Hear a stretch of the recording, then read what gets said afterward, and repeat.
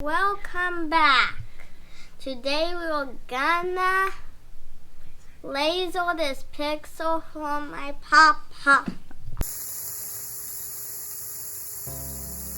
Alright, so for Christmas we wanted to do this picture of Rory and his pop-off, his favorite person. So we're going to do it on the laser. Alright, so we're using an 11 by 14 canvas. It's a flat canvas. We're going to do 2 coats of flat white paint and then a coat of flat black. Alright, we're just in LightBurn. We're going to import our picture. Yes, we're going to... we tried it a few different ways. This is the first way. Spoiler alert, it's not a good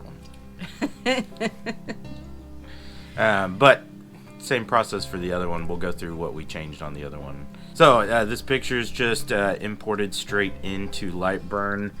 We edited the photo to add the black corners in. We wanted Rory and Papa to be the standout features and to take away some of that background. Right, and since the bottom's going to be black with his writing, we wanted it to kind of fade in a little bit better. Right, flow. Just a hard line. Right. So we've made the box the right size as the canvas and then lined up the picture exactly where we want it. And here's Rory's handwriting, what Yep. he wanted the picture to have written on it. So we've imported that.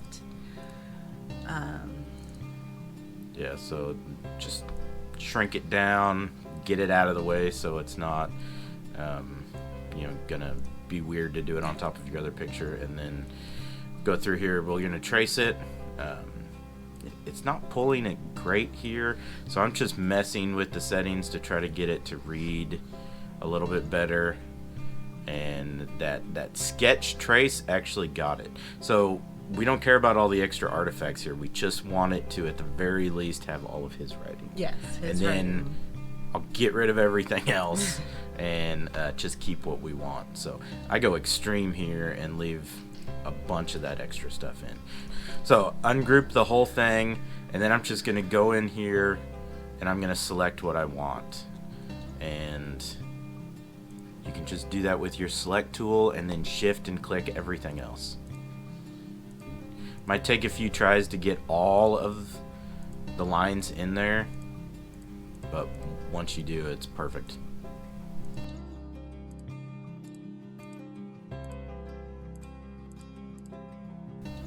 Now you can group it back together and then drag and drop just the writing you want out, and awesome. Everything else is gone. Now here, I could not remember which heart you wanted, so I'm going to grab them both and then let you come back and tell me which one it was. Right.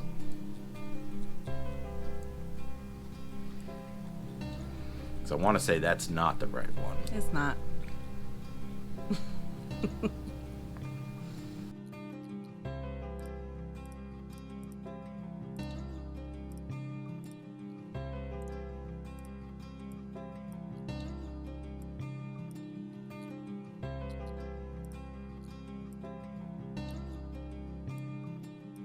Alright, got it. Now, one drag and drop and get rid of all of that. So boom, now we've got the writing, we've got the picture, I've got both hearts so I can figure out which one I actually want. So here's where I'm going to try something new. This is the adjust image that's built into LightBurn.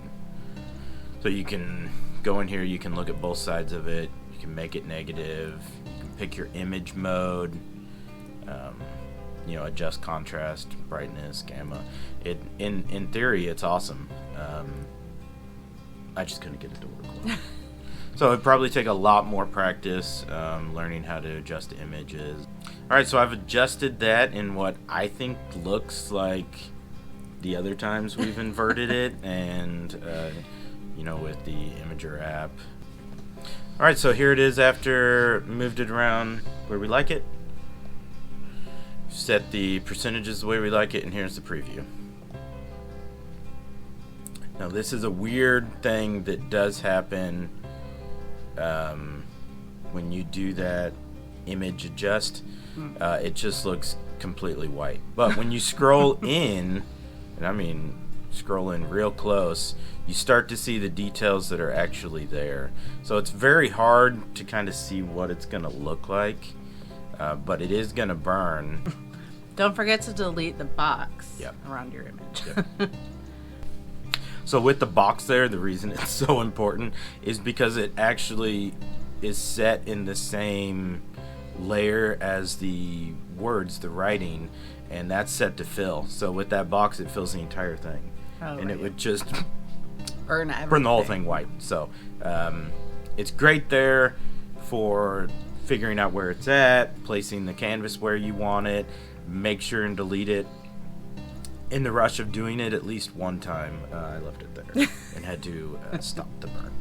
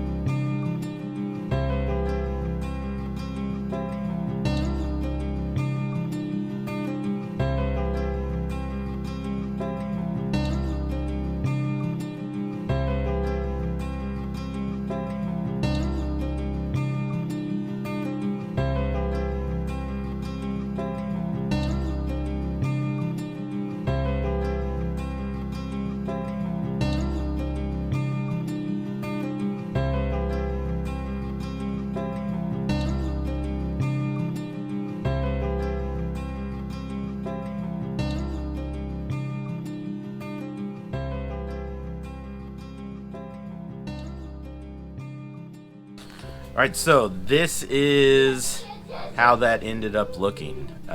It washed it all out, and just in general, I mean, it looks okay. It does. It just doesn't look great. Yeah. Rory is very Very washed out. Very washed out. Yeah.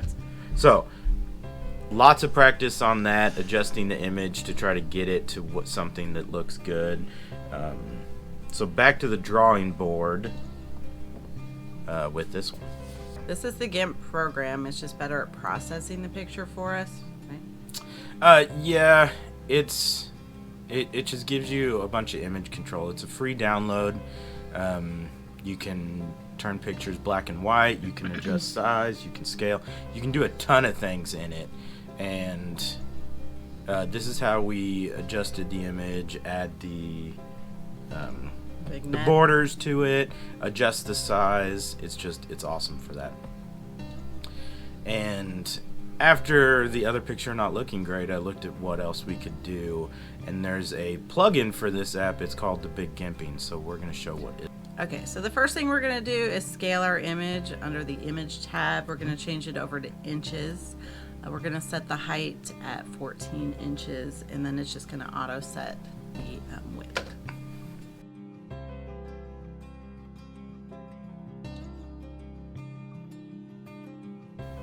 Alright, so now we're going to run the daBigGimpin script.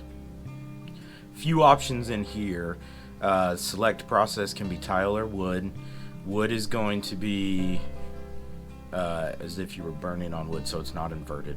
Tiles set up as if it's a black tile, white underneath or colored underneath. And that's what we're going to do because it's similar to the black canvas. Right. So it's going to invert the picture. Then we're just going to set our width and our height in millimeters. That's what it said in there. So 280 and 360 is very close to the right size that we're going to do. And this is what you get when it does that. It inverts it and does all the processing on it. Alright, so now we're going to set the image up to the canvas size that we want, back to inches. We're going to set it at 11 by 11, so we have room at the bottom, the 3 inches at the bottom for Rory's writing. Yep. And when you do this, you can then move the picture around. It happens to be where we want it. You could center it if you wanted to take out the borders and everything. This is exactly how we wanted it, though, to get that 3 inches black at the bottom. Right. Yep. And now we're going to add in, we're going to soften the edges and curve the corners to make them black as well. So the first thing you do is you do select rounded rectangle under the select side, and then we're going to select and we're going to go in and we are going to shrink the selection just by 10 pixels. That just brings the whole thing in a little bit. And then we are going to go back under select and we are going to feather it. Now that's going to make it fade just a little bit instead of being a harsh line. Right. Yep. And then now we can actually go in and clear. However, before you do that, make sure and invert it, or else you're going to get rid of the picture. Because the selection we have is actually the inside, not the outside. So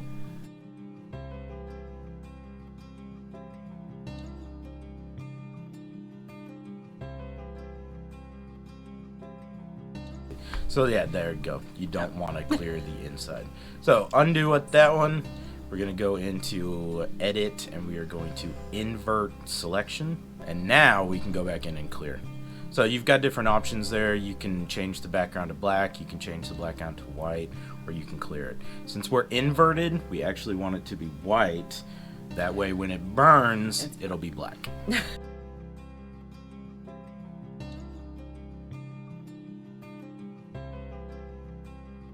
So we're just going to save it as a JPEG and export.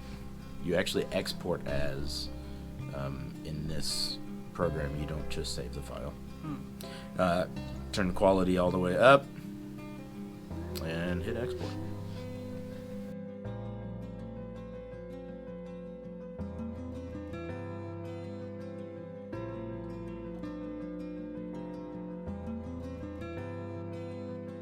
We import it back into LightBurn. Yep. Replace that picture with this new one.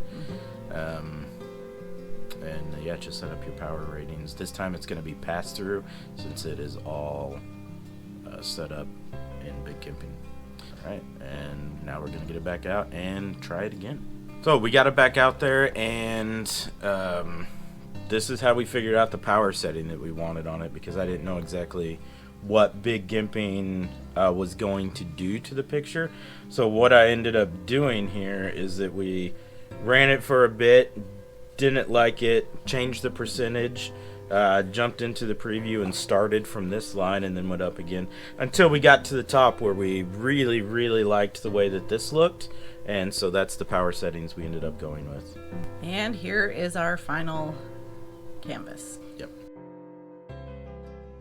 Power settings that worked for us were 3,000 millimeters a minute at 50%. And that's the way that we ended up liking it the best. All right. Thanks for watching, and we'll see you next time.